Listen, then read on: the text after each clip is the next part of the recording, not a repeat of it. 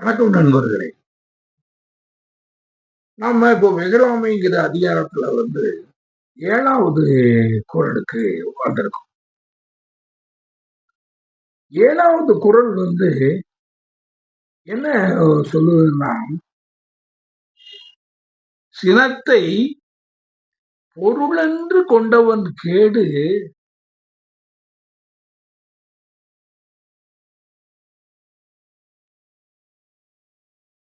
நிலத்தரைந்தான் கைப்பிழையாதற்று. இப்ப நான் சொன்னது அவ்வளவு சொல்லியிருக்கேன். உனக்கு இன்னும் அதுல உனக்கு தெளிவாகல. அது இன்னும் உன் மனசுல தைக்கல. இதெல்லாம் என்ன அப்படின்னு நீ நினைச்சீன்னா அது நீ அப்படி விட்டு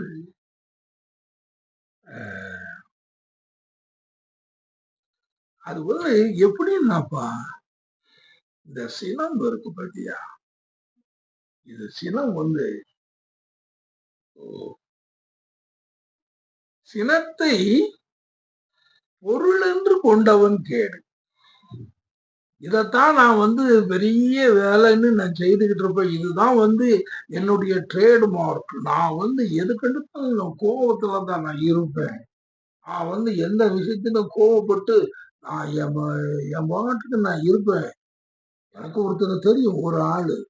அவர் ஒரு ஒரு மீட்டிங்ல அவரு அவங்க சார்ந்த ஒரு சின்ன ஒரு கூட்டம் நடந்தா கூட அவர் எப்பவுமே எழுப்பி கத்திக்கிட்டு சண்டை போட்டுக்கிட்டு இருப்பார். அந்த சிறு வயசுல நான் இந்த ஒரு கட்சி, அது நான் எங்களுடைய தாய் தகப்பனாரெல்லாம் இருந்த ஒரு கட்சி தான். அது எங்களுக்கு பக்கத்து உள்ள ஒரு பார்க் கிளப்ல தான், ஒரு கிளப்ல தான் ஒரு உடற்பயிற்சி கூடம். அது அவங்களுடைய அங்கதான் அது நடக்கும். அது நடக்கும்போது ஒரே ஒரு மனுஷன் வருவார் எல்லா கூட்டத்துக்கும். வந்துகிட்டு அங்க கலட்டம் பண்ணி கோபப்பட்டு இது பண்ணி அந்த இது பண்ணின்னு சொல்லி எப்பவும் இதேதான் சொல்லு. அது தன்னுடைய ட்ரேட் மார்க், தன்னுடைய பெரிய தன்மைன்னு சொல்லி நினைக்கக்கூடிய ஒரு மனுஷன். அவரு இன்னைக்கு அவர் பேரை சொன்னா கூட அவங்க எல்லாம் இறந்து எவ்வளவோ காலாச்சு. ஏன் இன்னைக்கு பேரை சொன்னா கூட இன்னைக்கு அவரை பத்தி தெரிஞ்சவங்க கூட இருக்க மாட்டாங்க இந்த தூத்துக்குடியில. அப்படி அது அவங்களுக்கு என்னன்னா, தான் எதுக்கெடுத்தாலும் கோவப்பட்டு அவரை கிழிக்கிறது, இவரை கிழிக்கிறது, இதுதான் பெரிய இது அப்படின்னு சொல்லி. கடைசியில நீங்க என்ன பாத்தீங்கன்னா, அவங்களுக்கு அந்த யாருமே சட்டம் பண்ணாத ஒரு நிலையாகி அவரை யாரையும் சீண்டார். யாரும் அவரை சீண்டார். அப்படித்தான் அது நடக்கும். இன்னொருத்தரும் அப்படித்தான். இங்க பக்கத்துல உள்ள ஒரு ஆர்கனைசேஷன்ல பார்த்தவங்க எப்ப பார்த்தாலும் கோவம். நாம எதையே எடுத்து பேசுறது, அதை இது பண்றது, போவே வாவேங்கிறது இதுதான். அப்போ இது இதைத்தான் அவர் அந்த ஒரு சொல்றாரு, சினத்தை பொருளென்று கொன்றவன் கேடு நிலைத்தரைந்தான் கை பிழையாது. இந்த பூமியில நான் கையை வச்சுக்கிட்டு ஓங்கி அடிக்க என் கை வலிக்குமா, அது கையை தடை கொடுத்த மாதிரி.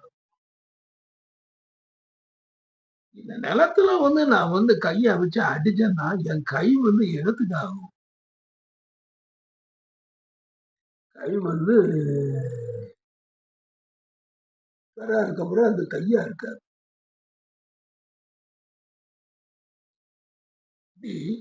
அந்த நிலத்தை அறையக்கூடியவனுடைய கை எப்படி விளையாமல் அவனுக்கு காயத்தை, துன்பத்தை உண்டு பண்ணுவான்.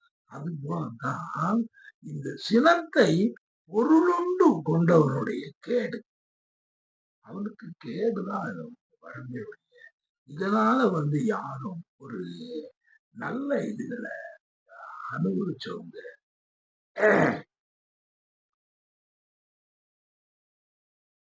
அப்படிலாம் பார்த்துச்சுன்னா சில பெரியவங்க கூட வந்துகிட்டு எப்படிலாமோ பேரறிஞர் அண்ணா கிட்ட நம்ம இன்னைக்கு சம்பத்தவர்கள் எல்லாம் பிணக்குகள் ஏற்பட்டு கோபத்துல என்னெல்லாமோ வார்த்தைகள் பேசுறோம்.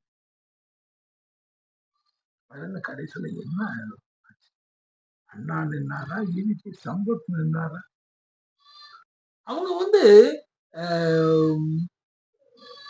வாழ்க்கையில அவங்க ஒரு அவங்களும் ஒரு அரசியல் அந்த மாதிரிலாம் இருக்கத்தான் செய்யறாங்க.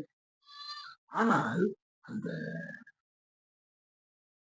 சினத்தை பொருள் என்று அது சினம்னு வந்த ஒரு காரணத்தினால ஒரு நல்ல ஒரு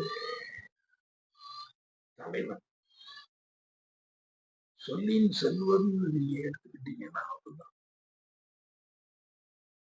இப்படிப்பட்டவங்கலாம் எப்படியோ ஒதுங்கி போயிருந்தாங்க, எங்கேயோ போயிருந்தாங்க, எங்கேயோ வரக்கூடியோ.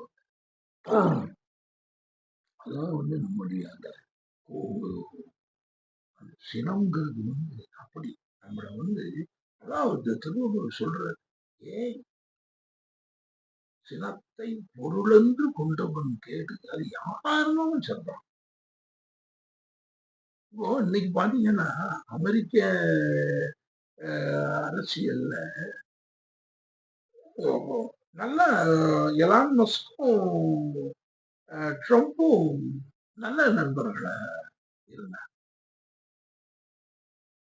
ஆனா கடைசியில ஒரு 2 வாரத்துக்கு முன்னால எலான் மஸ்க் அந்த ஒரு கோபத்துல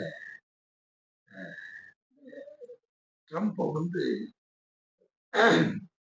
ரொம்ப திட்டினார். அதுக்கு வரமுறையே இல்லாம அவர்களுடைய பேச்சு போச்சு.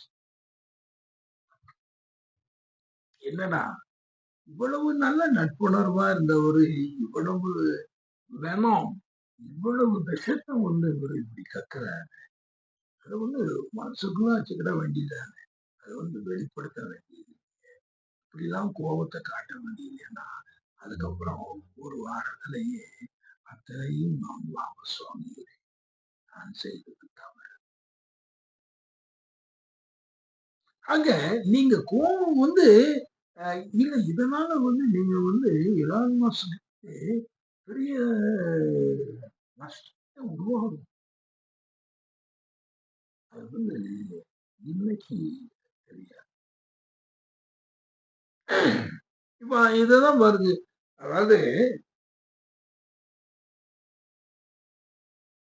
அதாவது குணம் அந்த கோபம் செல்லக்கூடிய இடத்துக்கு மட்டும் இல்லை.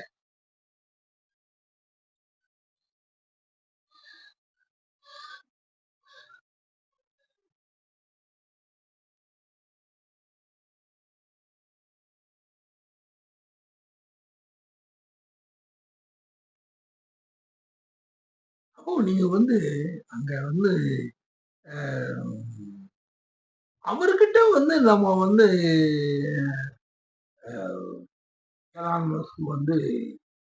அத நின்று அதை எழுத்து நிற்க முடியாது.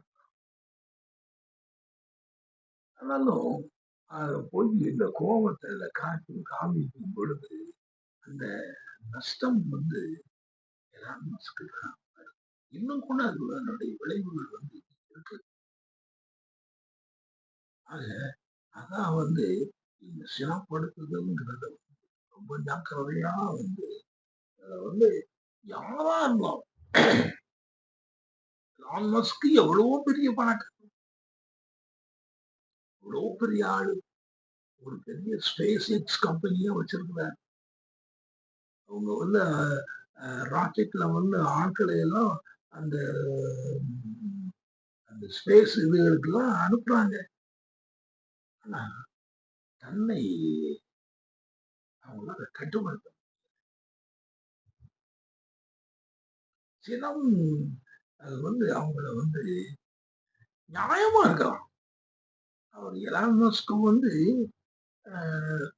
டொனால்டு ட்ரம்ப் மேல படக்கூடிய கோபம் நியாயமா இருக்கலாம். ஆனா அந்த கோபம் வந்து செல்லிடமா, செல்லாத இடமா அப்படின்னு பார்த்தாலும் கூட, அவர் வந்து ஒரு தடவ அதுல வந்து இந்த சொல்றாருல்ல,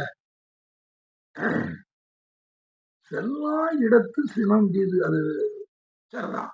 "செல்லிடத்தும்